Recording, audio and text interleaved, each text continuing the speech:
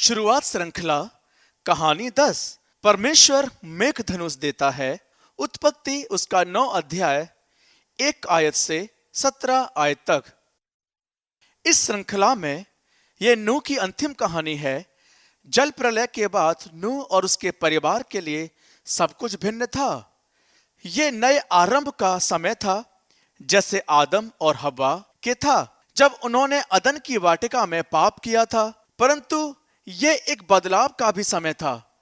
परमेश्वर ने मनुष्य और पशुओं के संबंध में एक बदलाव की घोषणा की और इसके साथ ही साथ मानव जाति के भोजन की भी। संभवतः इन बदलाव के कारण से परमेश्वर ने इस बात को भी स्पष्ट किया कि निर्दोष का लहू बहाने में मानवता भी कितनी जिम्मेदार है। इन आज्ञाओं के साथ साथ परमेश्वर ने नूह और उसके वंश से वाचा के रूप में विशेष प्रतिज्ञाएं भी की, जैसा कि हम बाद की कहानियों में देखेंगे।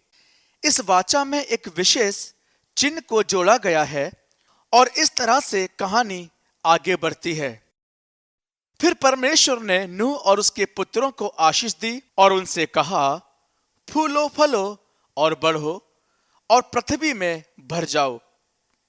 पृथ्वी के सब पशुओं पर तुम्हारा डर और भय बना रहेगा और आकाश के सब पक्षियों और भूमि पर के सब रेंगने वाले जंतुओं और समुद्र की सब मछलियों पर बना रहेगा। वे सब तुम्हारे वश में कर दिए जाते हैं। सब चलने वाले जंतु तुम्हारा आहार होंगे। जैसा तुमको हरे हरे छोटे पेड़ दिए थे, वैसा ही अब सब कुछ देता हूं। पर मांस को जब तक उसमें प्राण है, जो कि लहू है, तुम ना खाना। और निश्चय मैं तुम्हारा लहू अर्थात प्राण का पलटा लूंगा। सब पशुओं और मनुष्यों दोनों से मैं उसे लूंगा। मनुष्य के प्राण का पलटा मैं एक एक के भाई बंधु से लूंगा।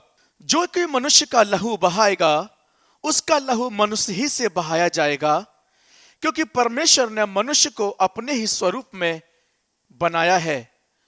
और तुम तो फूलो फलो और बढ़ो और पृथ्वी में बहुत बच्चे जन्मा के उसमें भर जाओ।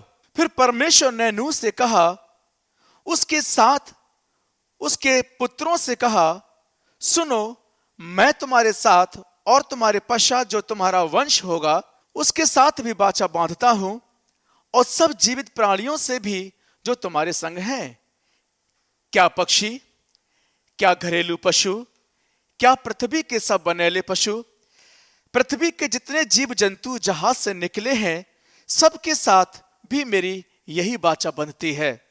और मैं तुम्हारे साथ अपनी इस वाचा को पूरा करूंगा कि सब प्राणी फिर जल प्रलय से नाश ना होंगे, और पृथ्वी के नाश करने के लिए फिर जल प्रलय ना होगा।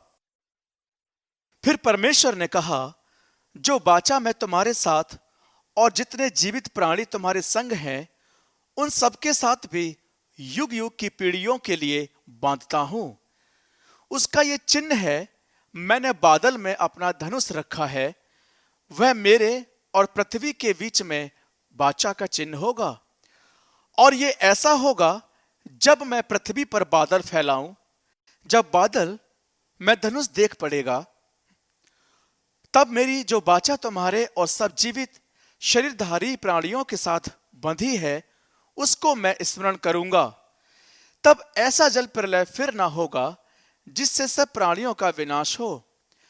बादल में जो धनुष होगा, मैं उसे देख के ये सदा की वाचा स्मरण करूंगा, जो परमेश्वर के और पृथ्वी पर के सब जीवित शरीरधारी प्राणियों के बीच बंधी है।